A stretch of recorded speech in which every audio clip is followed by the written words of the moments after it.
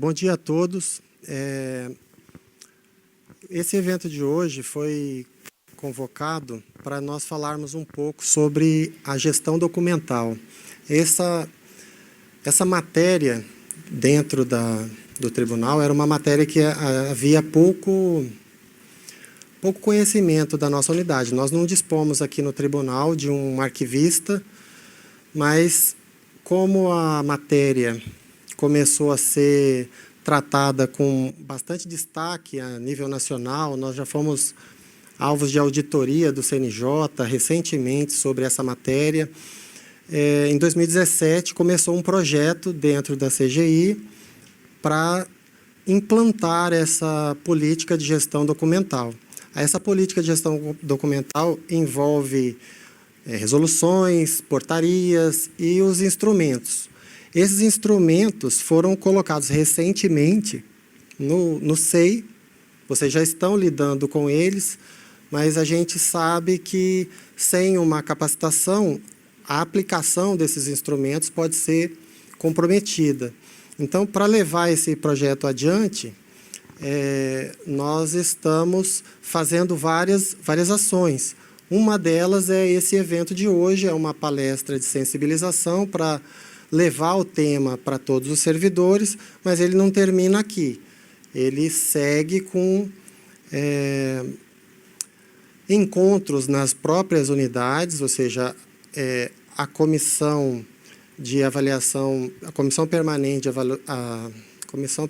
de avaliação de documentos, a qual eu sou presidente e atuo junto com a Marcela, a Janete, o Erivelto, a Lêner e um representante da seção de banco de dados da TI que está alterando agora. Então, esse trabalho é um trabalho lento, demorado, mas os resultados desse trabalho não serão alcançados somente com o trabalho da comissão. Ele depende de um conhecimento e de uma atuação de todos na hora de tratar os seus arquivos, os seus documentos. Então, dentro desse contexto, eu vou, então, apresentar a palestrante de hoje. As credenciais dela são extensas, eu vou colocar os óculos para ler. A palestrante de hoje é Sandra Butch Zanon. Ela é graduada em Arquivologia pela Universidade Federal de Santa Maria, é professora, conteudista e tutora da Escola Judiciária Eleitoral de Santa Catarina, integra a Comissão Permanente de Avaliação de Documentos de Santa Catarina, o Comitê de Gestão Documental da Justiça Eleitoral e coordena a Comissão de Instrumentos Arquivísticos do Comitê Nacional e do Comitê Regional da Região Sul. Ela tem 15 anos de experiência na área de Ciências da Informação, com ênfase na gestão de documentos. Passo, então, a palavra a Sandra. Obrigada, Gustavo. Bom dia. Eu sou a Sandra. Uma satisfação estar aqui com vocês hoje.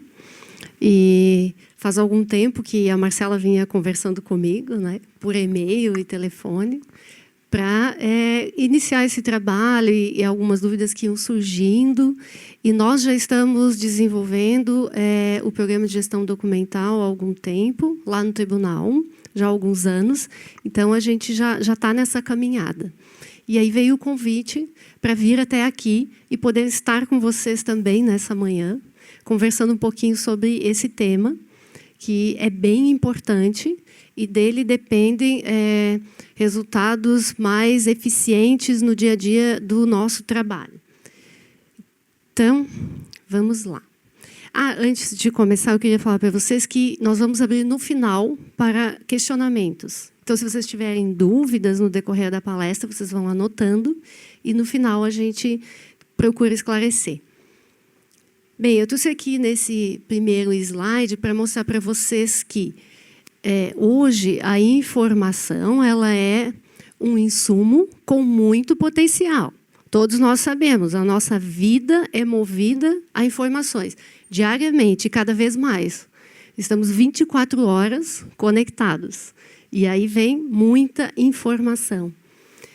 Eu digo que a informação ela tem potencial se nós conseguirmos organizar e nos posicionar frente a tudo que recebemos, porque é uma gama de informações que vem a toda hora.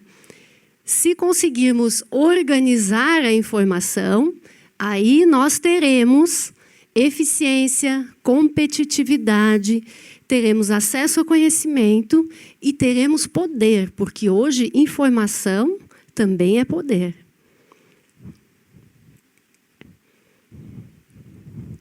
Esse slide, se vocês olharem para ele, vocês conseguem ver algumas palavras, mas também alguns emaranhados.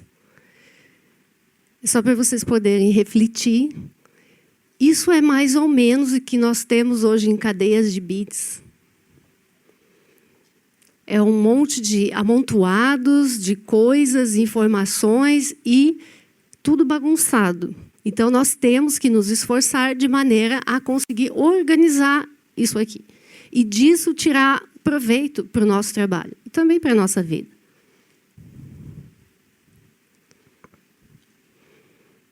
De forma organizada, eu consigo visualizar, identificar meus dados e informações que estão nos documentos institucionais, que formam, por sua vez, os arquivos.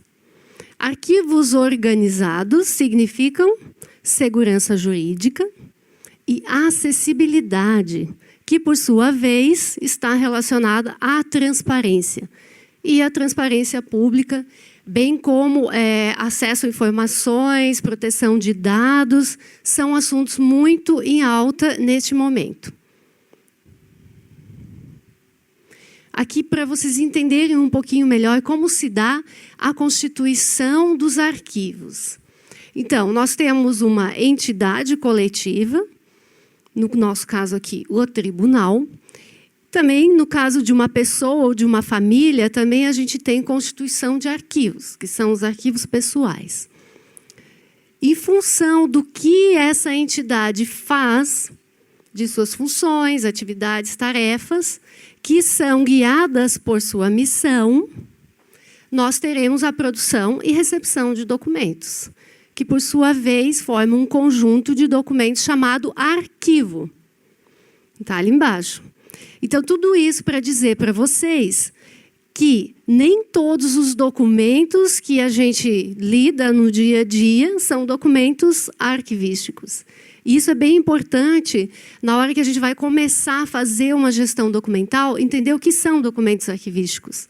São todos aqueles produzidos ou recebidos no âmbito das funções e atividades daquele órgão, onde estou trabalhando, daquela instituição. Ok? E aí tem também as características dos documentos de arquivo. Eu gosto sempre de trazer essas 3 características, porque às vezes a gente tem dúvida se esse documento ele é mesmo um documento de arquivo do tribunal. Então, a gente tem que trazer essas características para poder refletir sobre isso e poder, com certeza, determinar o que vai ser feito com aquele documento, como ele vai ser destinado. Então, a primeira característica, exclusividade de criação e recepção dos documentos por uma instituição. Os documentos de arquivo, diferente de documentos dos livros da biblioteca, eles são únicos. Eles só existem em um lugar, em uma instituição. Mesmo que eu faça um ofício que eu vou mandar para várias pessoas, eu já mudei o destinatário. São todos documentos únicos.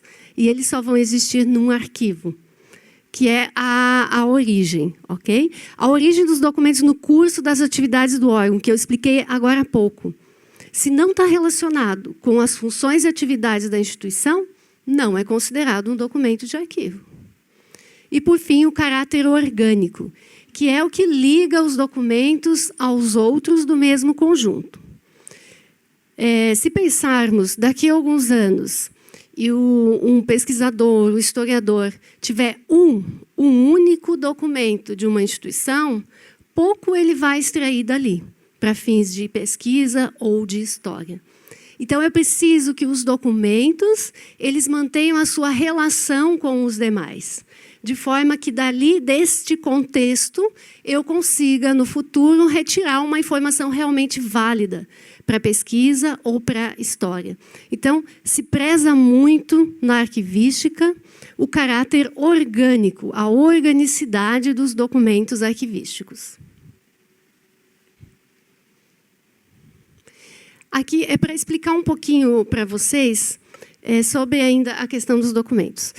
Pode parecer, às vezes, bobagem, mas, acreditem, existem essas dúvidas a respeito do que são os documentos públicos e arquivísticos, porque são esses que nós vamos tratar com a gestão documental. Então, quando se fala de gestão documental, estamos tratando os documentos públicos arquivísticos. Claro que, se eu receber um documento externo de uma empresa, de uma pessoa, naquele momento, ele vem de fora, é privado, eu posso até entender assim. Mas, quando ele entra na instituição, e eu recebi no âmbito das minhas atividades institucionais, ele se torna um documento público. Então, esses a gente também vai tratar. Aí, no âmbito do trabalho, no dia a dia, nós podemos, eventualmente, lidar ali com algum documento pessoal, por exemplo. Pode acontecer. Esse documento, apesar de eu estar lidando com ele dentro da instituição, se ele não tem a ver com as minhas funções, ele é um documento não arquivístico para a instituição. Então, esse documento eu não vou tratar na hora de fazer gestão documental. Isso acontece muito com os documentos digitais ou digitalizados. Aí a gente coloca lá no computador e começa a misturar tudo. Não por acaso nós temos o espaço da rede, que é um espaço institucional. Então, se eu quiser organizar meus arquivos digitais, eu vou ter que fazer essa primeira separação, o que é institucional e o que é pessoal. Bom, dentro dos arquivos, dos documentos públicos considerados de arquivo, nós temos ainda os digitais e os físicos. Nós estamos passando por um momento de transição. Estamos tendo que lidar com os dois suportes diferentes. E, por vezes, isso também traz algumas dificuldades. Mas temos que pensar positivo. Isso é para melhor. Então, no futuro, tudo vai ser mais fácil. Vai ser automatizado e vai facilitar a nossa vida. Então, nós temos que nos esforçar neste momento para passar por essa transição. Bem, os documentos digitais, eles podem ser digitalizados ou nato digitais. Eles já nascem digitais. No final, eu vou falar um pouquinho mais sobre isso. Ou podem ser físicos. E aí eu tenho os textuais, sobre o papel. Eu posso ter fitas VHS. Eu posso ter fotografias. Então, fotos, vídeos institucionais também são documentos arquivísticos.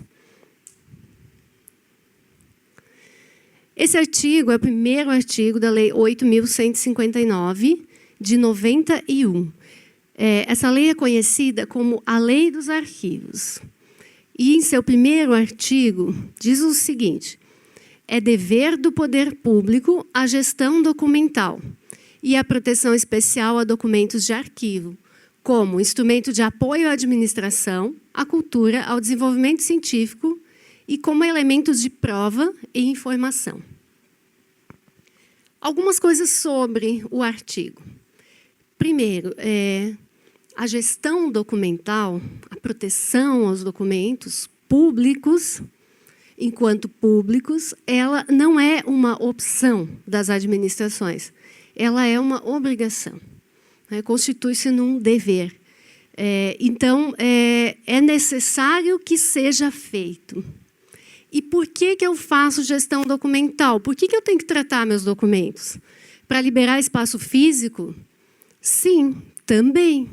Mas como eu faço isso? Porque se eu não tratei, eu não tenho condições de saber o que tem valor e o que não tem. E por quanto tempo eu preciso preservar cada coisa. E isso faz toda a diferença. Então, para que se possa fazer uma eliminação com segurança, garantindo que o que tem valor, principalmente valor histórico, seja preservado para a posteridade, então se faz gestão documental. E a gestão documental, nos últimos anos, eu diria que nos últimos 20 anos, surgiu muita legislação que faz todo o regramento da gestão documental e todas as questões relacionadas a ela.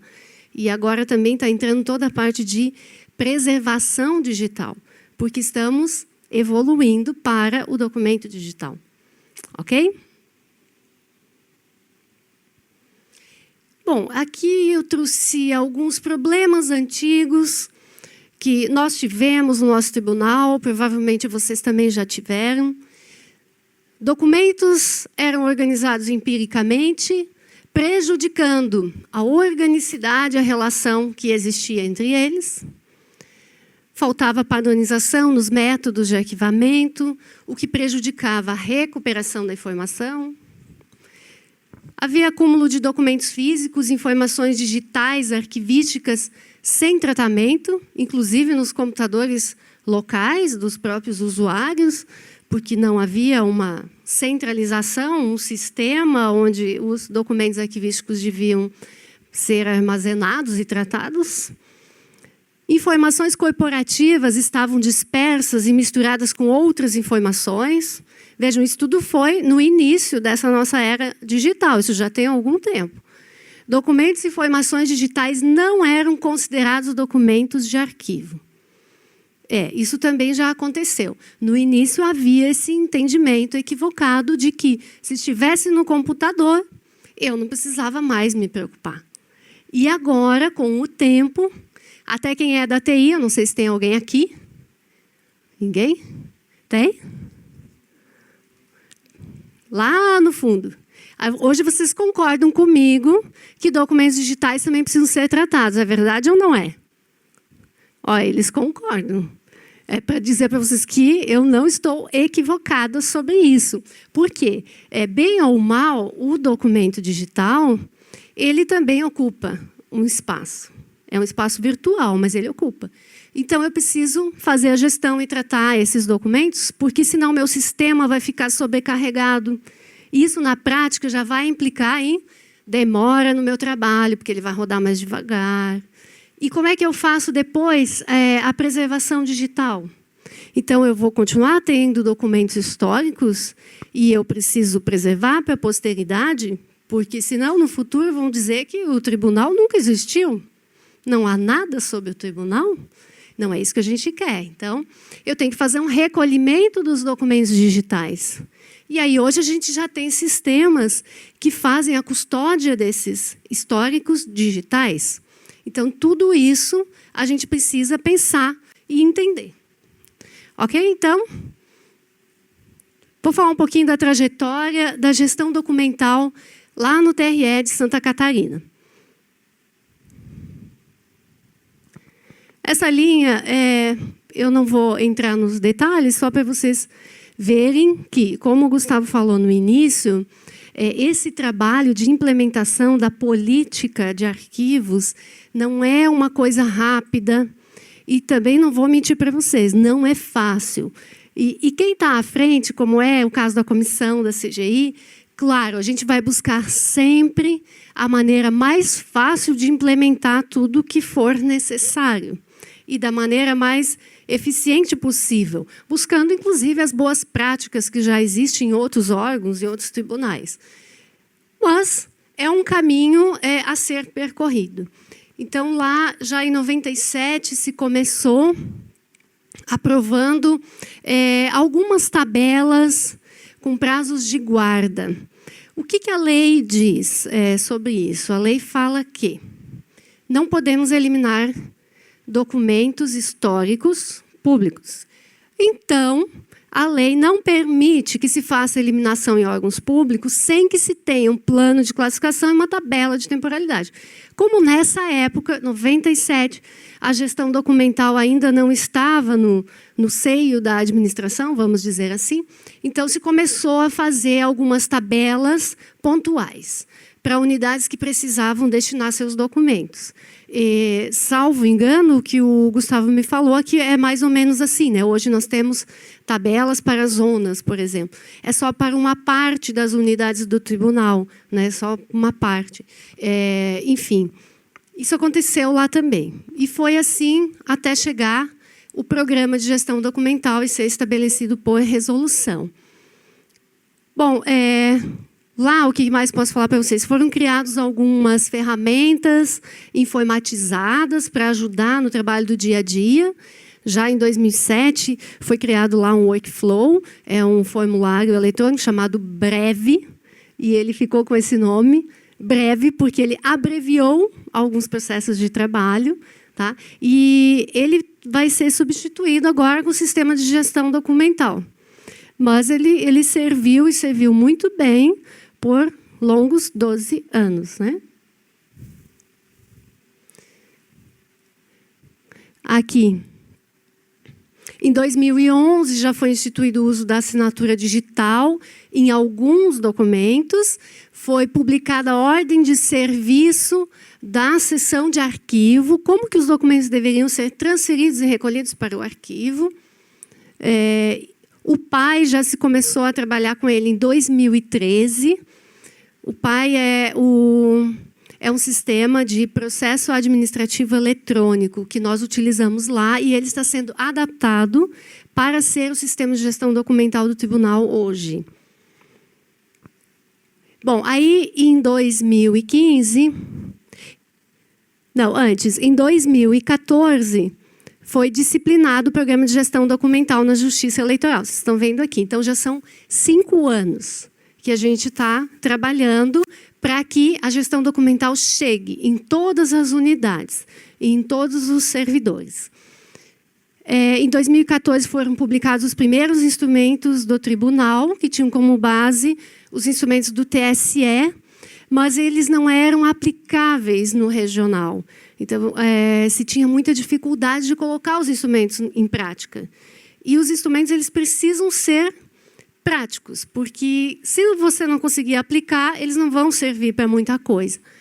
Então, modificamos esses instrumentos e, em 2015, foram publicados o atual plano de classificação e tabela de temporalidade, e que está sendo aplicado em todas as unidades, está sendo utilizado para fazer destinação de documentos, que é a eliminação e recolhimento para todas as unidades e zonas do tribunal.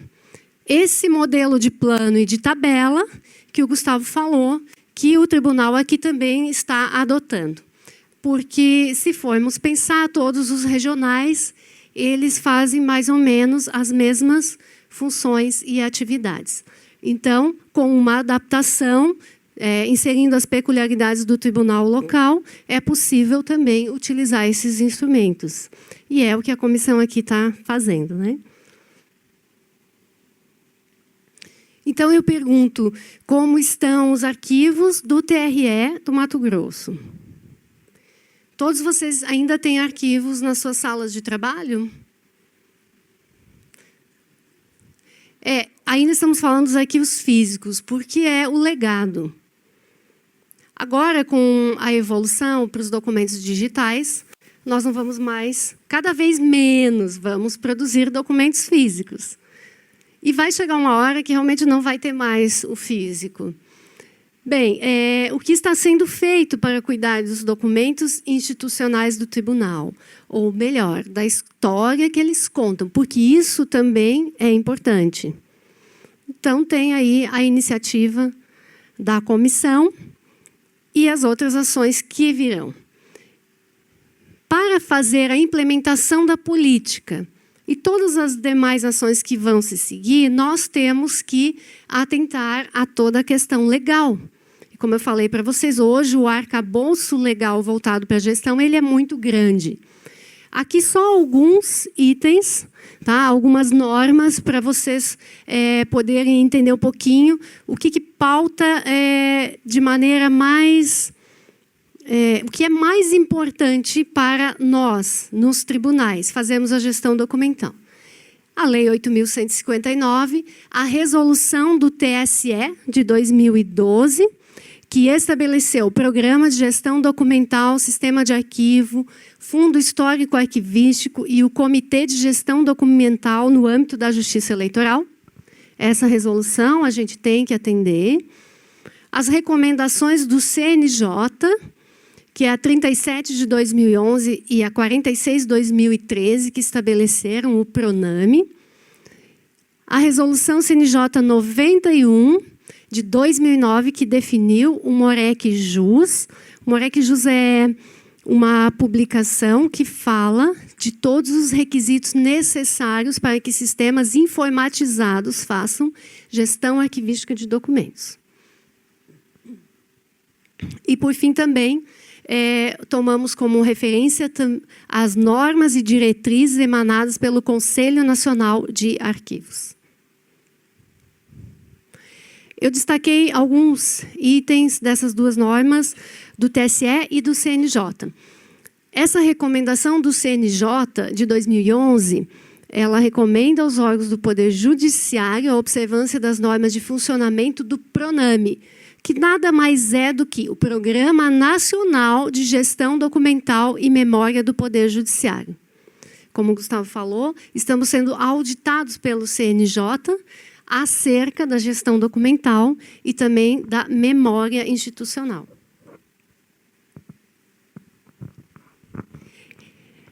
Aqui, continuando na recomendação do CNJ, entre outras coisas, diz que a manutenção dos documentos em ambientes físicos ou eletrônicos seguro e a implementação de estratégias de preservação desses documentos desde a sua produção e pelo tempo de guarda que houver sido definido. Então, é necessário que façamos isso. O que mais? A classificação, a avaliação e a descrição documental mediante utilização de normas, planos de classificação e tabelas de temporalidade documental padronizadas. Padronização de espécies, de tipos, classes, assuntos e registro de movimentação de documentos e processos. Esse item ele é muito importante para a questão da acessibilidade e da transparência pública. Adoção de critérios de transferência e recolhimento de documentos e processos das unidades administrativas e judiciais para a unidade de gestão documental. Então, todos os documentos institucionais, eles precisam ser tratados, sem exceção. E agora, com relação à resolução do TSE de 2012, que estabeleceu o Programa de Gestão Documental, abreviado como PGD-JE, diz que compete aos tribunais integrantes do PGD elaborar o plano e a tabela e a lista vitais de documentos, que é o que a comissão permanente aqui do tribunal está fazendo. E compete às comissões de cada tribunal autorizar a eliminação de documentos com prazos de guarda, de temporalidade esgotados, conforme a tabela. Então, duas coisas.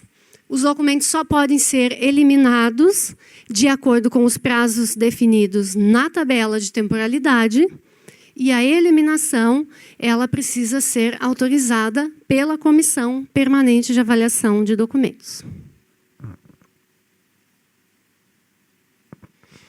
O que é um sistema de arquivos? E quando eu falo em arquivos, não é só os físicos. Pensem também nos digitais. A implementação de um sistema de arquivos numa determinada esfera governamental ou entidade é alcançada com a elaboração de uma política de arquivos. Só assim será possível normalizar os procedimentos e as rotinas.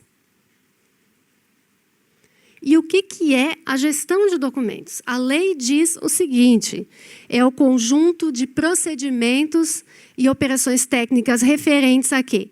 Produção, tramitação, uso, avaliação e arquivamento.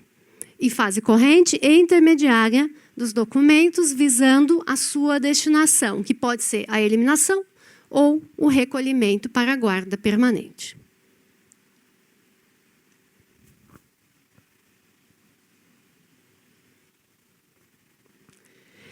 Isso não é a realidade de vocês, mas isso existe.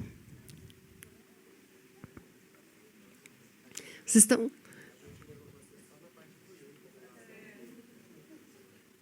Então, aqui vocês estão vendo que o objetivo aqui era ter um arquivo. E aí tem um colega de vocês que está brincando comigo desde que eu cheguei ontem, falando em arquivo morto. Ó, ele está lá atrás, achando que eu vou ficar brava com ele.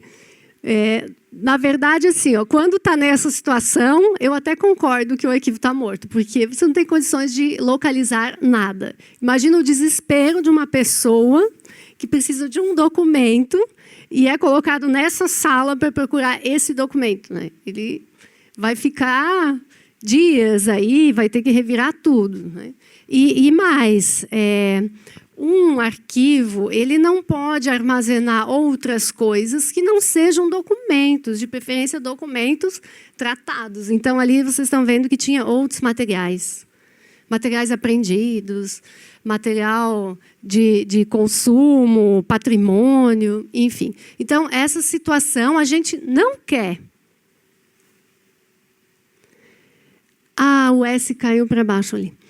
Enfim, aqui a gente já tem uma situação bem melhor, mais agradável, mas ela não é só agradável aos olhos. Realmente, aqui eu já tenho possibilidade de recuperar informação. Os documentos aqui estão classificados, apesar de as caixas não serem todas da mesma cor. A gente que organiza os arquivos, a gente gosta sempre de fazer tudo bem bonito, né? Tudo padronizado, mesma cor, mesmo lado. Tem dessas coisas, o arquivista é tudo perfeccionista. Mas aqui não deu, porque a instituição não tinha recursos financeiros, tá? Então, aconteceu isso. Mas, acreditem ou não, é o mesmo, tá? Isso aqui é depois do tratamento. Aqui uma realidade de uma outra instituição.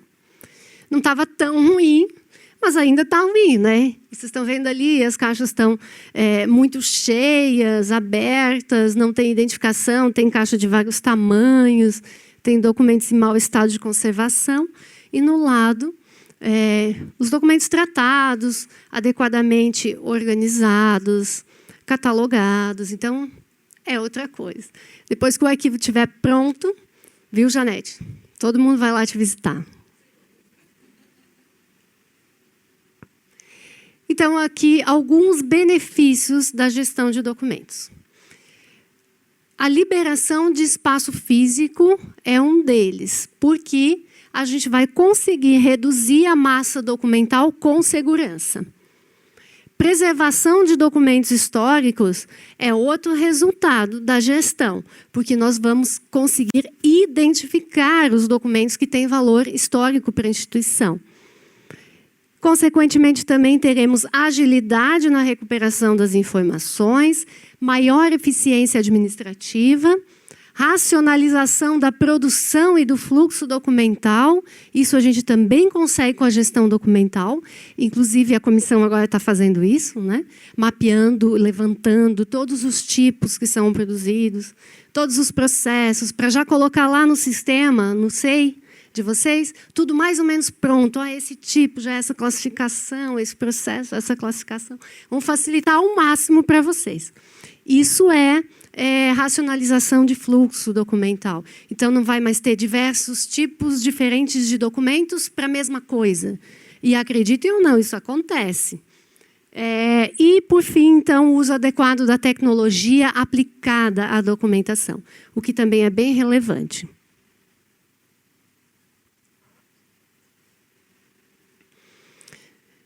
Antes de falar da teoria das três idades, eu vou só tomar uma aguinha.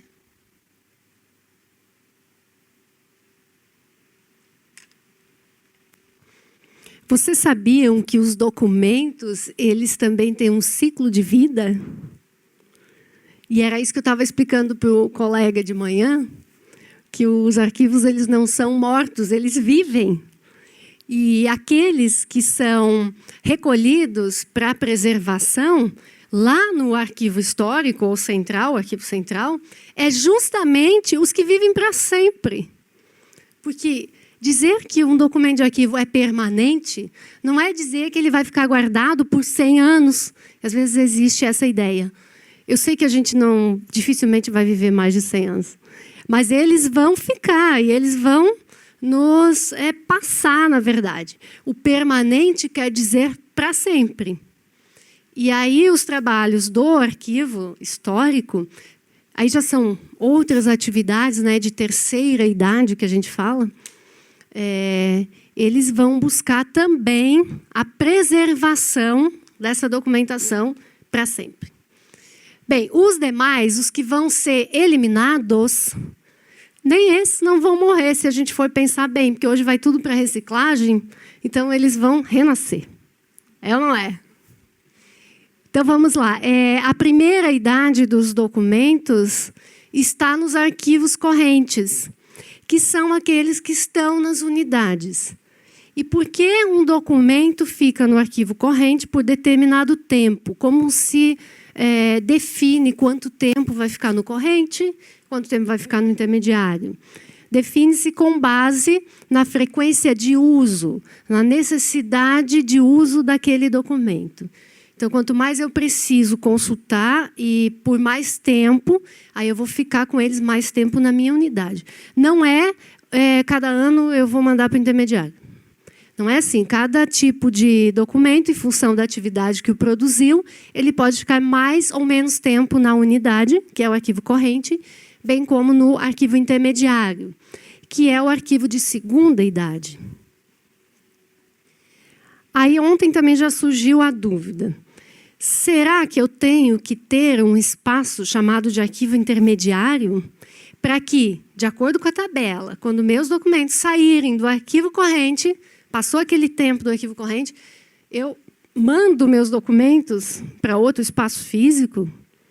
Não necessariamente. Então, essa divisão que se faz, ela é mais ideológica do que prática. O que ocorre? Quando a gente tem um volume documental muito grande e não dá para ficar lá na unidade, então se cria os arquivos gerais, que são os arquivos intermediários, só para aquele determinado tipo de documentos.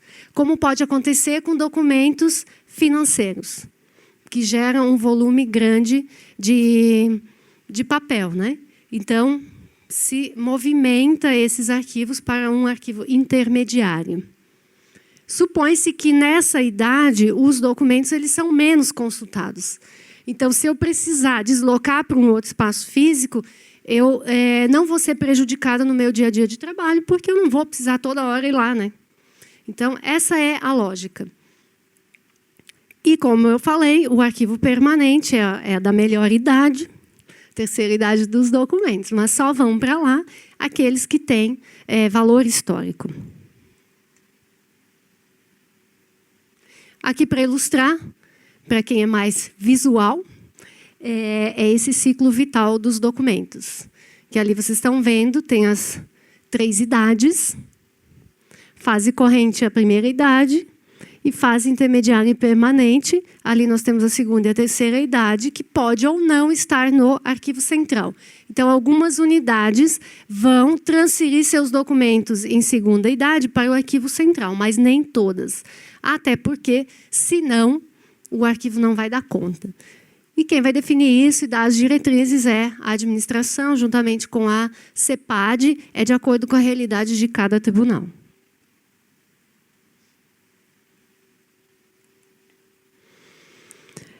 Sobre a classificação documental, para elaborar o instrumento, que é o plano de classificação, existem 3 métodos. Eu vou passar por isso só rapidamente para vocês entenderem o plano que vocês estão utilizando. Os métodos são ou funcional, que tem por base as funções e atividades que são desempenhadas pelo órgão, ou estrutural, que toma por base as unidades departamentais, e o temático ou por assunto, que toma por base os assuntos dos documentos. É consenso de que o método funcional é o mais adequado e que funciona melhor. Por exemplo, se a gente usar estrutural, toda vez que há uma modificação na estrutura hierárquica do órgão, extingue-se alguma unidade, cria-se uma nova, eu teria que mudar o instrumento. E até que isso não fosse feito, isso ia impossibilitar, prejudicar a destinação de documentos. Então, estrutural, eu mesma nunca vi, em lugar nenhum. O por assunto, ele já é um pouquinho mais usado, mas ele não é tão... As pessoas não gostam tanto, porque ele é muito subjetivo. Então, abre-se ali a possibilidade de você classificar em mais de um código, o que também não é legal. O ideal é que, na hora que você vai classificar um documento, você consiga identificar exatamente o código onde ele será classificado. Porque, no final da vida desse documento, a classificação que vai dizer quanto tempo ele vai ficar guardado e se ele vai ou não ser eliminado. Então, como o Gustavo falou, a responsabilidade por essa eliminação ela é compartilhada da comissão, que vai autorizar a eliminação, com os usuários, né, os servidores que classificaram esse documento. Então, a gente procura entender um pouquinho esse plano de classificação, o método que foi utilizado para poder ter alguma facilidade na hora de classificar. Outra coisa importante é que quem criou o documento ou recebeu tem muito mais propriedade para classificá-lo. Depois que o documento já tem alguns anos, está lá no arquivo, a Janete vai ter dificuldade maior para classificar esses documentos do que aquelas pessoas que receberam ou produziram aquele documento, porque sabe exatamente para que ele foi criado. Ok? Então, o plano de vocês é funcional por atividade. O objetivo da classificação é dar visibilidade às funções e atividades do organismo produtor do arquivo, deixando claras as ligações entre os documentos. O produto é o plano e ele deve ser aplicado a todos os documentos arquivísticos, como falei para vocês, independente do suporte ou do gênero. A avaliação, por sua vez, é o que determina o ciclo de vida útil dos documentos, identificando os conjuntos que serão eliminados a curto, médio e longo prazo. Também a avaliação é o que orienta o processo de produção documental, bem como a decisão sobre o emprego de suportes adequados para registro da informação. Então, o que eu estou querendo dizer aqui? A migração da informação, se ela for feita, ela deve estar prevista na tabela de temporalidade. Se for permitido que eu faça microfilmagem ou digitalização de algum tipo, de algum conjunto documental, isso tem que estar escrito lá na tabela. Eu faço a migração depois de quanto tempo desse documento? E o que eu faço com o original? De que forma? Então, tem que estar na tabela. Bem, e a avaliação, as diretrizes da avaliação, aquela decisão que diz vai ficar tanto tempo no corrente, tanto no intermediário, depois vai ser eliminado, é uma definição da comissão. Ok? Algumas vantagens da classificação e avaliação documental que não estão muito distantes daquelas que eu falei sobre a gestão documental. Então, já vamos passar aqui que vocês já estão sabendo.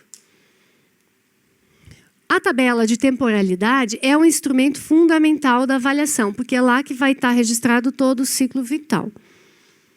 Também é instrumento básico de destinação. Registra os prazos de arquivamento dos documentos em cada fase, em cada idade, e a destinação final, e também informações da migração, que eu já falei para vocês. Bom, como vocês estão adotando os instrumentos que nós já usamos lá, aqui para dizer para vocês o que nós buscávamos com a alteração dos instrumentos que foram elaborados em 2014 e alterados em 2015. Nós precisávamos de um instrumento que atendesse os princípios teóricos arquivísticos, que refletisse os documentos produzidos em razão de suas funções e atividades e que tivessem uma aplicação prática. Então, foi isso que nos motivou a criar esses novos instrumentos. E eles foram desenhados para atender essas expectativas. Aqui, para explicar um pouco como está constituído hoje o plano de classificação que vocês utilizam. Ele tem 5 níveis. O primeiro nível é chamado de classe e ele está relacionado à função, às funções, né, do tribunal. No segundo nível, nós temos subclasses. No terceiro nível, grupos. Então, a subclasse e grupos são sempre atividades desempenhadas pelo tribunal. O quarto e o quinto nível, que é o subgrupo e a divisão final, nós temos, então, assuntos. Por que assuntos e não tipos documentais? Poderia ser. Primeiro, o plano ia aumentar 5 vezes de tamanho, se nós colocássemos todos os tipos. Segundo, porque quando a gente fez, não tínhamos mapeado todos os tipos documentais produzidos na instituição. Mas tínhamos urgência de aplicar os instrumentos.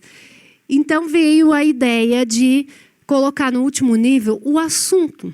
Porque, às vezes, o mesmo assunto, para o mesmo assunto, referente a uma atividade, produz vários tipos documentais diferentes. Ok? Quando eu desenho o plano desta forma, eu consigo classificar todos esses tipos, mesmo que eles não estejam nesse nível do plano, tá? Mas ele estando relacionado àquele assunto, eu consigo classificar ali. Mas não se preocupem, porque o plano tem uma coluna que é a descrição do que entra em cada código. Tá? E estamos trabalhando na atualização dos instrumentos constantemente, e agora vamos ter a colaboração também da comissão daqui, que vamos estar trabalhando com os mesmos instrumentos, no sentido de inserir, cadastrar todos os tipos documentais que entram, se enquadram em cada um desses níveis, tá? Inclusive na última divisão. O método de classificação aqui, como eu falei, é o funcional e o temático no último nível. O método de codificação, que é aquele número, é chamado codificação duplex. Os tipos documentais abrangidos na classificação das diversas atividades e assuntos estão indicados em observações do plano.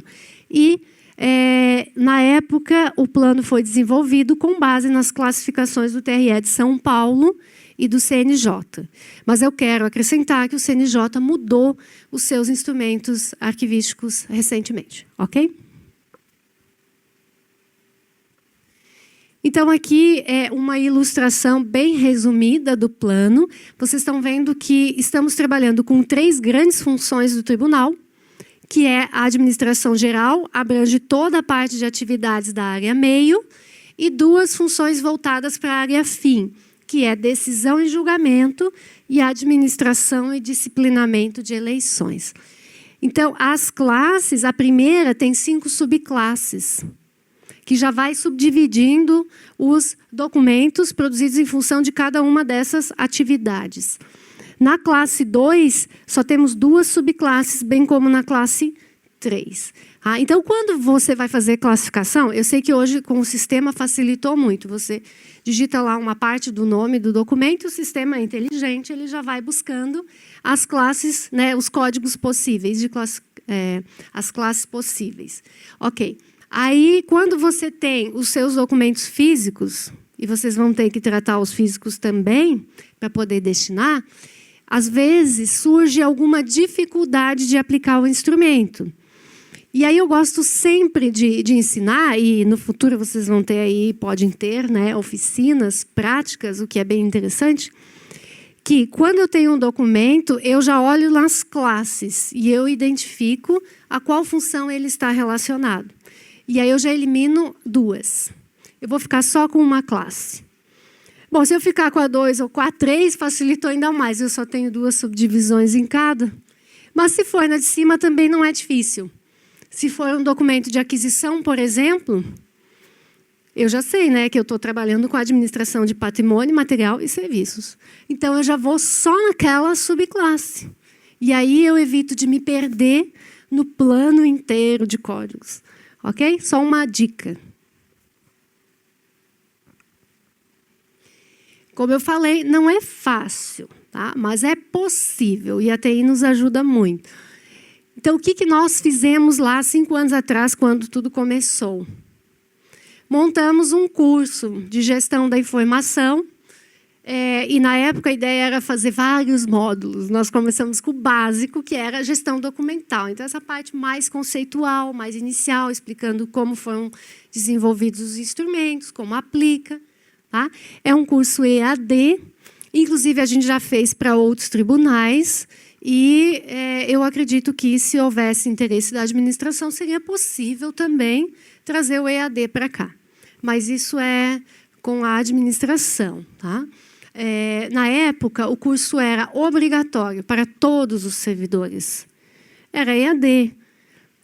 Nós treinamos 12 turmas só em 2015. E a capacitação continuou nos 2 anos seguintes. Escrevemos também um manual de gestão documental. O manual ele é importante porque ele fala exatamente sobre os procedimentos com cada tipo de documento, em qualquer fase, em qualquer idade. O que aconteceu? Na época, o Comitê Nacional criou uma comissão para fazer um manual de gestão documental da Justiça Eleitoral. E aí a gente não publicou o nosso, esperando o do Comitê Nacional. Só que alguma coisa deu errado, porque o do Comitê Nacional ainda não foi publicado e acabou que nós não publicamos o nosso também ainda. Lá, bem como aqui, que eu já vi desde ontem, temos comissões com membros atuantes e envolvidos, o que é importantíssimo, porque essa comissão, eu sempre digo, eu acho que é uma das que mais trabalha no tribunal, que realmente tem bastante demanda. Imagina, só a análise de lista de eliminação é bastante coisa, bastante trabalho. Sem falar de toda a parte de regulamentação, né? E as deliberações sobre coisas que vão surgindo no dia a dia, capacitação, então tem bastante trabalho. Na sequência, foi introduzida a gestão da informação no planejamento estratégico. Isso é bem legal também, porque hoje nós temos 2 indicadores do planejamento estratégico que falam sobre número, ou quantidade, volume, de documentos classificados e avaliados no tribunal, isso só falando de documentos físicos. E também o índice de maturidade da gestão documental. E aí eu digo que é legal porque a auditoria nos ajuda a acompanhar esses indicadores. E se por um acaso a gente fracassar, né, ou relaxar, a auditoria vai estar lá para pedir os indicadores. Então, a gente tem que fazer. Mas é legal porque dá uma visibilidade para o trabalho. Lá também a gente fez muito assistência técnica nas unidades. E pelo que o Gustavo falou, vai ter aqui para vocês também. Então, aproveitem ao máximo para ver como que utiliza os instrumentos e já vão classificando o que está nos seus arquivos correntes para, em seguida, poder fazer a destinação. Depois, também, nos cartórios, nós temos hoje 97 zonas, então era mais difícil ir aos cartórios. Mas nesse em especial que eu escrevi ali, que a gente fez essa reportagem, eu fui até lá para conhecer, porque o chefe daquele cartório desenvolveu o trabalho de gestão documental com maestria, assim. O arquivo dele ficou impecável. E ele trabalhou também nos documentos digitais, né, que na época ainda não tinha o sistema, então ele organizou toda a parte digital dele também. E ele fez muito rápido. E aí a gente gravou a reportagem para mostrar, servir de incentivo para os demais e também para mostrar que sim, é possível. Porque às vezes há uma certa resistência para começar a aplicar os instrumentos. Esse é o processo de eliminação que se usa hoje no Tribunal de Santa Catarina, e ele foi definido com base no Programa de Gestão Documental lá de 2014. E desde então, o processo de eliminação para zonas e para unidades da sede acontece dessa forma.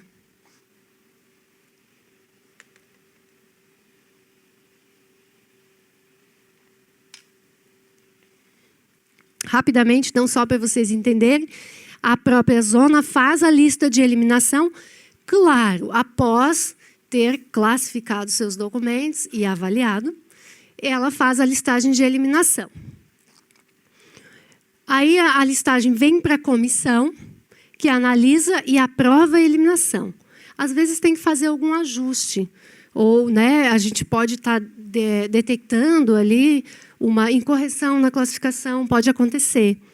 Dados, informações incompletas, e aí a gente vai pedindo esses ajustes até que a lista esteja redondinha, e aí se aprova a lista.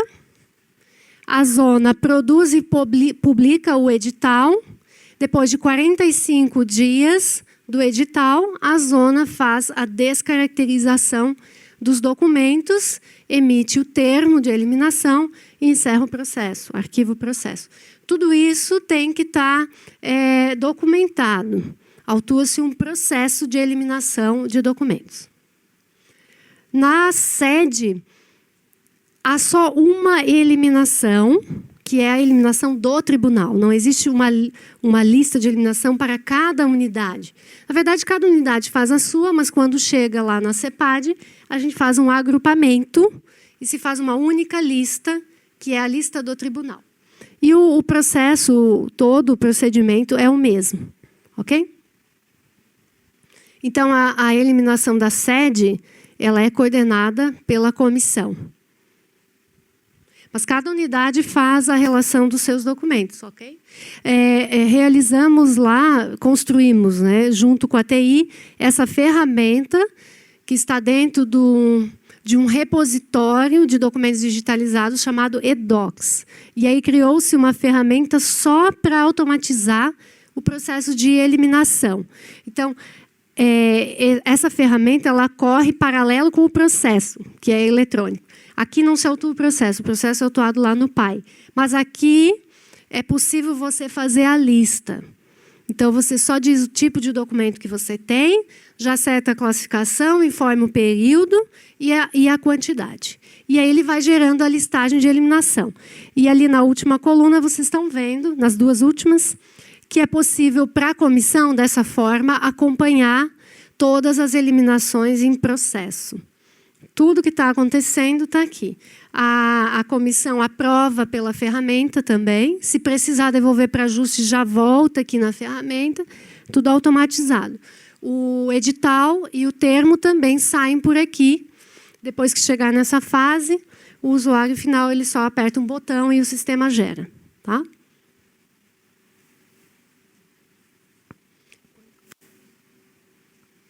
Então, aqui ficam as perguntas. Mas por que eu não posso eliminar tudo? Depois que acabou o trâmite, por que eu não posso eliminar? Por que eu tenho que guardar? Por que não transferir tudo para o meio digital? Então, essa questão, por que não transferir tudo para o meio digital, ela está muito relacionada àquele entendimento equivocado que eu falei antes, de que se está no meio digital não preciso mais tratar. Então, hoje a gente já sabe que não é assim. Então, essa não é exatamente a solução. Então, eu diria que documentos têm valores diferentes, como a gente viu aqui hoje, de acordo com o seu objetivo de produção ou o seu assunto. Documentos públicos não podem ser eliminados sem avaliação e aprovação do órgão responsável. Documentos públicos não são de ninguém, são de todos os cidadãos. Agentes públicos são responsáveis pela preservação e acesso às informações públicas. Guardamos para registrar conflitos na sociedade, comportamentos, a relação do Estado-sociedade, relações sociais, econômicas e políticas, e também porque precisamos provar direitos e deveres dos cidadãos. E não transferimos tudo para o meio digital, porque as mídias, elas têm uma durabilidade incerta. Até hoje não se sabe exatamente quanto tempo vai durar um CD. Então, temos a questão da obsolescência tecnológica. Hoje eu uso um software, mas daqui a alguns anos esse software não vai mais estar no mercado. E como é que eu vou recuperar o meu documento digital? A ausência de normativa legal que conceda validade jurídica a documentos digitalizados, por enquanto, e não é vantagem digitalizar documentos pouco consultados ou com prazo de guarda curto. Então, tem esse custo-benefício, ele também tem que ser avaliado. Então, não vou digitalizar uma massa documental enorme que eu vou poder eliminar daqui a 5 anos. Não tem porquê. A menos que a pesquisa ela seja tão grande e seja um documento tão estratégico que, por sua importância, justifique. Ok? Olha só, os documentos de valor permanente, que são os históricos, mesmo digitalizados, eles não podem ser eliminados. E também os documentos digitais precisam cumprir os prazos de guarda da tabela. Então, concluímos que a evolução tecnológica ela não prescinde da gestão documental. Porque, senão, eu vou ter uma bagunça lá no meio digital, igual eu tenho no meio físico. Essas são fotos de uma vila de Itá, lá de Santa Catarina, que foi fundada por imigrantes alemães e italianos que vieram do Rio Grande do Sul em 1916. Essa vila foi emancipada em 56. É o que eu consegui recuperar de informação. Eu não sei se tem mais ou não, eu quero crer que sim, que nós temos outras informações dessa vila. Vocês estão vendo aquela igreja lá? Hoje está assim, porque essa vila de Itá, ela foi inundada por uma subestação da usina hidrelétrica de Itá, que é da Eletrosul. Então, foi só o que sobrou dessa vila. Se não teve alguém que guardou para a história documentos que falavam sobre a existência dessa cidade, né, de como ela surgiu, o que acontecia lá, quem povoou, enfim, ela simplesmente sumiu do mapa. Mas se houve uma preservação, então sempre vai ser conhecida a história da existência dessa vila, dessa cidade, né, que depois foi emancipada, que é Itá. Gente, eu vou passar um pouquinho mais, porque o nosso tempo já está acabando.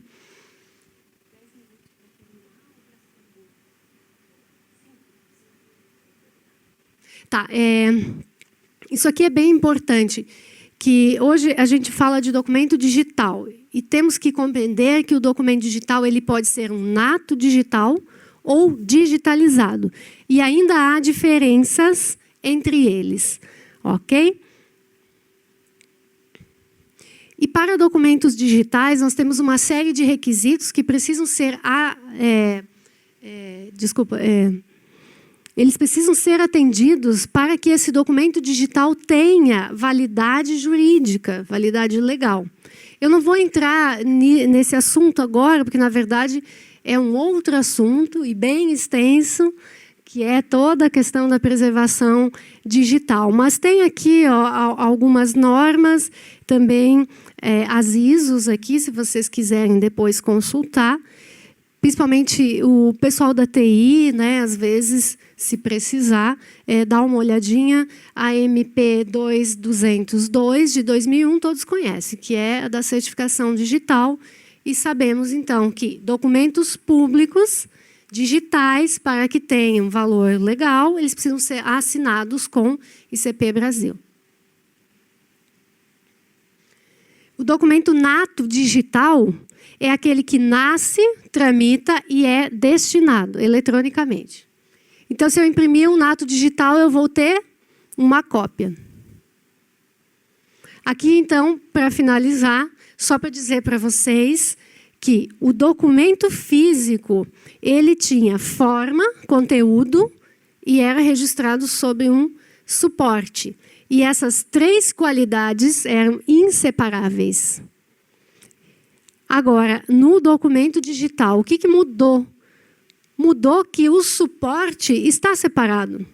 Então, a gente tem a falsa ideia de que o documento digital ele não ocupa espaço, por isso. Né? Mas, sim, ele vai ter que estar num suporte, um HD, um servidor, que seja. Então, tem essas peculiaridades. Isso aqui também já é outro assunto, que a gente chama de diplomática documental, e também não vou entrar aqui nesses pormenores. Bom, e agora a gente vai abrir para as questões. Espero que vocês tenham muitas perguntas para a gente tentar esclarecer aqui. Gustavo, já tem alguma coisa das zonas?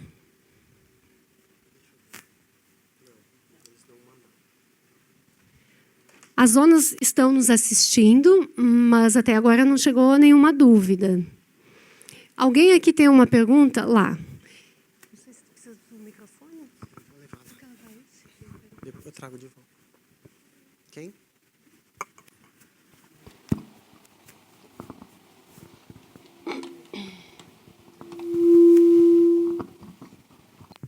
Boa tarde, Sandra. Meu nome é Nilson.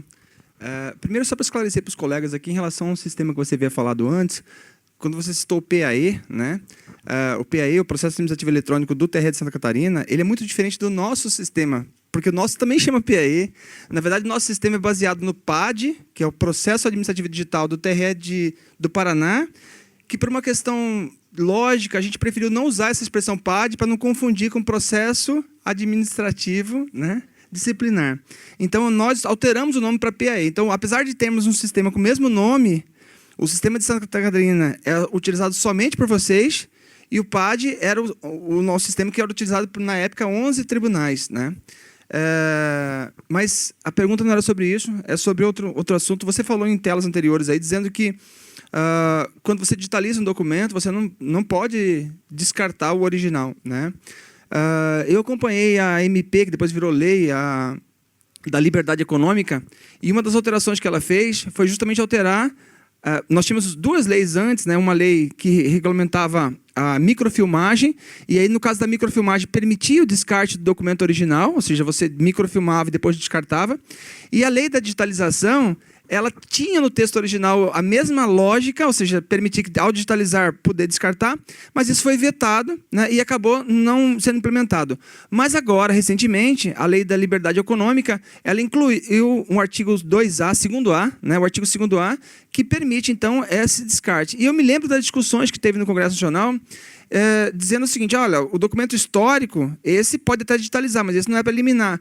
Mas aqueles documentos para base legal, outro tipo de documento, esse pode descartar, porque e a discussão era bem simplória, né? Gente que não entendia nada de arquivo, falando assim, não, pode descartar, porque isso aí só faz volume, isso aí só dá trabalho para o gestor cuidar, só gera burocracia, coisas desse tipo. Né?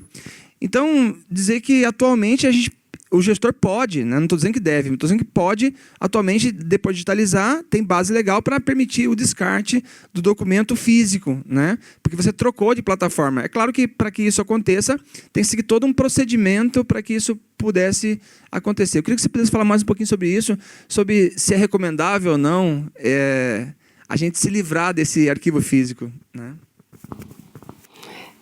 Você é de qual unidade? Ah, tá. Você tocou no assunto mais polêmico do momento, porque eu estou ciente da lei da liberdade econômica, que saiu no mês passado, e eu acho que ele quer complementar esse assunto, né? Sim, a minha pergunta era mais ou menos na linha do que o Nilson colocou. Eu não sei se você tem algum caso, seja nacional ou internacional, de abandono mesmo de arquivos físicos, porque no eleitoral, você sabe, temos muitos expedientes, desculpe, no eleitoral, mas no judiciário em geral, tem alguns expedientes administrativos, principalmente. No eleitoral, nós temos processos que, com o tempo, em curto espaço de tempo, eles se tornam irrelevantes, filiação partidária, mesário faltoso, algo assim, e que, na minha visão pelo menos, se você digitalizar no meio seguro, porque seguro totalmente não vai ser. O papel está aí, vem inundação, acaba com tudo. Mas um meio minimamente seguro eletronicamente não seria realmente mais economicamente melhor? Eu não sei se você tem alguma experiência nacional ou internacional a esse respeito. Então, isso realmente faz sentido o que você colocou, né? Claro que a gente está falando aqui do legado, porque a gente está falando de digitalização. Como daqui para frente já vamos estar produzindo nato digitais, já vai estar tudo no meio eletrônico, mas de acordo com o que eu mostrei ali para vocês, os natos digitais eles têm que cumprir alguns requisitos para que eles tenham esse valor legal. Então, supõe-se que nos atuais sistemas já se está atendendo os requisitos. Tá? Apesar de que nós ainda estamos engatinhando com a questão da preservação digital, que não tem uma política estabelecida na Justiça Eleitoral. E isso, na minha visão, é imprescindível para que a gente aplique esse artigo novo que a Lei da Liberdade Econômica reintroduziu na Lei de 2012 da digitalização. Porque, como você bem disse, o processo de migração dessa informação, ele precisa ser minimamente seguro. Então, hoje, é muito fácil de falsificar um documento através da digitalização. Se a lei me autoriza a sumariamente eliminar este documento após a digitalização, eu estou eliminando uma prova. Então, o que a gente precisa é que esse processo de migração ele seja regulamentado. E, inclusive, a lei fala sobre isso, né?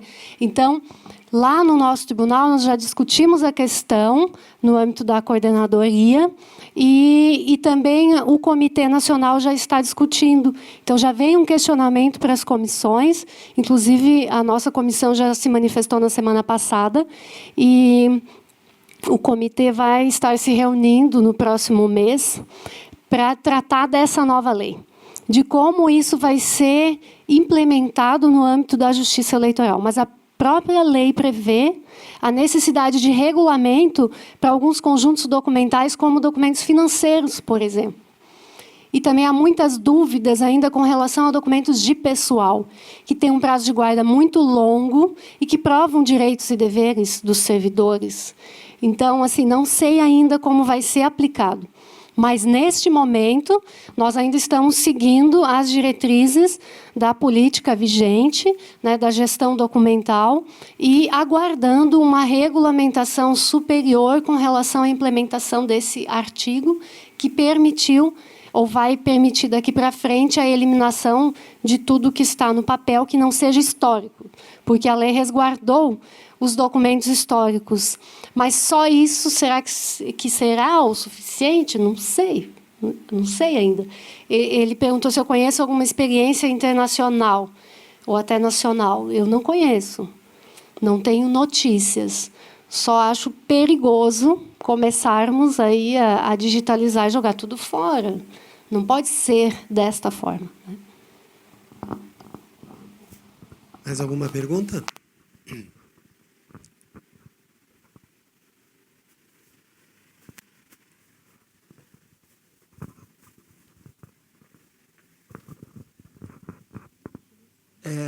Na verdade, assim, a discussão tem que se aprofundar realmente em relação a esse tema, né?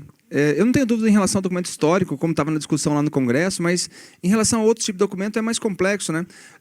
Muitos documentos são produzidos por servidores que alguém imprime no papel e assina. Aí isso eu tenho que guardar. Mas se eu digitalizar, aí eu não posso descartar o original porque eu não tenho a garantia e tal. Mas peraí, é um outro servidor também que está digitalizando e está certificando que aquilo confere com o original, né? E muitos documentos você consegue depois fazer uma prova. Por exemplo, eu tenho um filho hoje que é deficiente físico, por exemplo, né? Aí, se eu morrer hoje, ele vai ter direito à minha pensão. Então, esse documento de que eu sou pai dele tem que guardar talvez por 50 anos, né? 100 anos, sei lá. Porque eu posso demorar mais tempo para morrer e depois meu filho vai continuar recebendo minha pensão. Então, eu tenho necessidade de guarda legal desse documento por 50 anos, por exemplo, né? Só que, assim, esse documento que prova que eu sou pai dele está lá no cartório também, em meio digital. Ou seja, então, se eventualmente o juiz não concordar com aquele documento que foi digitalizado, por exemplo, basta ele ir no cartório e buscar o seu original. Porque da mesma forma que a gente está fazendo a guarda de arquivos, todos os serviços públicos, né, e não estou falando de órgão público, também são obrigados a fazê-lo, né? Então, é muito questionável isso. Mas eu entendo a ideia do legislador. Ele está muito preocupado em ser mais eficiente o órgão público, em tirar aquele ranço da burocracia, guardar o documento só por guardar, entendeu? Então, assim, eu já vi piadinhas de internet dizendo assim, posso jogar fora esse processo? Pode. Você digitaliza em 3 vias, imprime, aí tira a cópia, né, e guarda, aí você pode jogar o original. Assim, uma coisa absurda, né? Mas o que eu queria só comentar, o que ele falou ali em relação à responsabilização, né? O Código Penal, ele fala no artigo 63 do crime de dano, né? E a tipificação é assim, destruir, inutilizar, e aí vem a palavra mais complicada, ou deteriorar coisa alheia. E aí no inciso 3, né, ele fala sobre das qualificadoras, né? No inciso 3 ele fala de umas qualificadoras contra o patrimônio da União, dos estados, do DF, dos municípios, autarquias públicas, e assim vai. Então ele quer dizer o seguinte, o arquivo ele é considerado patrimônio público, né? E como tal, se a gente deixar deteriorar o arquivo, e eu não estou falando de intencionalmente eu destruir, eu estou falando de eu não cuidar do arquivo, né? Eu posso responder por uma tipificação penal. Ou seja, então, além de eu poder responder na esfera civil, né? Na esfera administrativa, eu posso responder, inclusive, por crimes em relação a isso. Então, esse tema é bastante relevante, né? E a gente pensa que o arquivo está muito longe da gente, mas só para dar um exemplo, o pessoal dos cartórios principalmente, você falou lá dos tipos de classificação, né? A funcional é uma delas, né? O próprio PJE, que é uma coisa para nós está na crista da onda, o PJE, né? Ele não é feito por unidades, ou seja, então você não manda um processo para unidade A, B ou C. Dentro da judiciária você tem lá unidade de autuação, de processamento e de julgamento, ou seja, então ele é baseado nas funções do processo e não baseado nas unidades administrativas do tribunal. Isso segue, na verdade, essa questão da classificação do documental, né? Então, assim, é que a gente pensa que eu não trabalho no arquivo, então isso aqui não é comigo, né? Isso é com todo mundo, tá? Isso acontece na área administrativa, na área judicial, isso em todo mundo, né? Mas o que eu queria só alertar é em relação a essa questão do crime, né? Não só do crime, mas tem na esfera civil, também tem na esfera improbidade também, e tem na esfera administrativa, né? Obrigada pela sua contribuição. Realmente, esse assunto vai precisar ainda ser amplamente debatido no âmbito das administrações e vamos aguardar aí uma diretriz nacional também, porque não basta que eu digitalize e armazene, por exemplo, num CD, num pendrive. A gente precisa ter já os repositórios confiáveis arquivísticos que já existem por lei, são os conhecidos RDC-ARCs. Então, eu vou digitalizar e jogar o original fora e eu vou colocar aonde o meu digitalizado. Uma vez que eu estou falando do legado, não estou falando do que hoje já tramita nos sistemas, né? Então, no mínimo, na minha opinião, a administração teria que ter já a política de preservação digital e o repositório, para que ela pudesse guardar, armazenar, custodiar esses documentos digitalizados com segurança e garantir a acessibilidade a longo prazo. Inclusive, a lei ela fala sobre isso também. Então, a gente tem que ver o que a gente precisa ter primeiro, que estrutura a gente vai precisar para garantir que esses digitalizados eles vão depois estar seguros e vão servir no futuro para o que a gente precisar. E eles vão estar ali, né? Então, tem várias questões. Isso aí daria uma grande discussão. Ainda vai dar, né? Vários debates. Mas acho que, só para finalizar, tá? Eu queria falar, para finalizar, falar dessa questão da mudança, apesar de que eu vejo que você é uma pessoa bem favorável às mudanças tecnológicas, pelo menos foi a impressão que me passou. Mas, do mesmo modo, nós temos algumas pessoas que não são tão familiarizadas ou, né, não são tão propensas. Então, existe essa questão da mudança, e às vezes há um pouco de resistência. A mensagem que eu queria deixar era isso. O segredo da mudança é o foco na construção do novo, e não na luta contra o velho. Porque às vezes pode acontecer na pessoa assumir essa posição de resistência. O melhor é nos unirmos para que juntos a gente possa implementar, então, essas mudanças com sucesso, e aí todos ganhamos. Era isso. Afinal, se alguém quiser anotar meu e-mail, tiver alguma dúvida, quiser me mandar posteriormente, né? E fico à disposição, continuo aí contribuindo com o tribunal de vocês, e quem sabe a gente se encontra numa próxima ainda, né? Muito obrigada a presença de vocês. Agradeço então a imensa contribuição da Sandra. Ela tem nos ajudado muito antes desse evento. Existem outros passos que nós demandaremos às unidades, ou seja, as ações que nós estamos tomando agora, elas vão gerar impacto para todo o tribunal. Eu queria destacar como um desses passos a implantação da política, que já está na fase final de revisão, está sendo conduzida pela Marcela, e um feito histórico aqui da Janete também, que vai ocorrer a primeira, então, operação de descarte. Ela fez o termo de referência para a gente entrar dentro do arquivo. Quando a empresa estiver atuando e tiver dúvidas sobre a classificação, ela vai procurar a CEPAD e nós vamos procurar os setores para ajustar eventuais dúvidas que essa atividade é uma atividade bastante complexa, vai ser feita por pessoas de fora do tribunal que muitas vezes não conhecem os detalhes de todos os documentos arquivísticos que estão guardados lá. Então, o assunto foi novo para a gente em 2017. Eu acredito que deva estar sendo novo para muitos de vocês, mas é algo, como a Sandra enfatizou aqui, não temos como nos excusar de entrar nessa seara. É uma área que está se mostrando cada vez mais necessária para o tribunal, para a gente conseguir finalmente ter uma gestão documental a contento, próxima da de Santa Catarina, quem sabe um dia.